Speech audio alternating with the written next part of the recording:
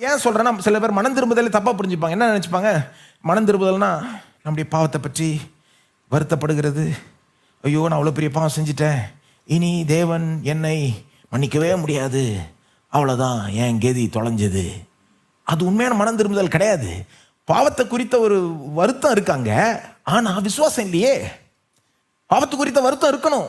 நான் இப்படி செஞ்சிருக்க கூடாது, எப்படி இப்படி செஞ்சிருக்கலாம், என் தேவனை இந்த விதத்தில் நான் கைவிட்டுட்டேனேன்ற ஒரு வருத்தம் இருந்து தான் ஆகணும். பாருங்க, ஒரு ஆள் பாவத்தை குறித்து எந்த வருத்தமும் ஃபீல் பண்ணதே இல்லைன்னா அவங்க உண்மையான கிறிஸ்துவ அனுபவம் இன்னும் அவங்க ஃபுல்லாக அதில் வரலன்னு அர்த்தம் இல்லையா? ஆனால் வெறும் வருத்தம் இருந்தால் பத்தாது, அது எங்கே நடத்தணும்னா, இயேசு என்னை மன்னிப்பார்ன்ற விசுவாசம் வரலன்னா அது உண்மையான மனம் திரும்புதலே கிடையாது. பாவத்து குறித்த வருத்தம் தான் இருக்கு, விசுவாசம் இல்லைன்னா அது டேஞ்சரான ஒரு காரியம். அதாவது ஒருத்தவங்க பாவம் செஞ்சுட்டு நான் அப்படியே வருந்துகிறேன்னுங்க, வருத்தப்படுறேங்க, அவ்வளோதாங்க, எனக்கு விமோச்சனமே கிடையாது, எனக்கு மன்னிப்பே கிடையாது, என்ன மாதிரி ஆளை தேவன் மன்னிக்கவே முடியாதுங்க, என்ன மாதிரி ஆளுக்கு பரலோகம் சான்ஸே கிடையாதுன்னு நினைப்பாங்கன்னா அந்த எண்ணத்தை யார் அவங்களுக்கு கொடுத்தான்னு நான் கேட்குறேன். எங்கேருந்து வந்தது? என்ன தேவன்கிட்ட வந்ததா? கிடையாதுங்க. தேவன் மன்னிக்கவே பட முடியாத ஒரு பாவம் ஒன்றுமே கிடையாது. ஏன்னா இயேசுனுடைய ரத்தம் அவ்வளோ மேன்மையானது, அவ்வளோ வல்லது.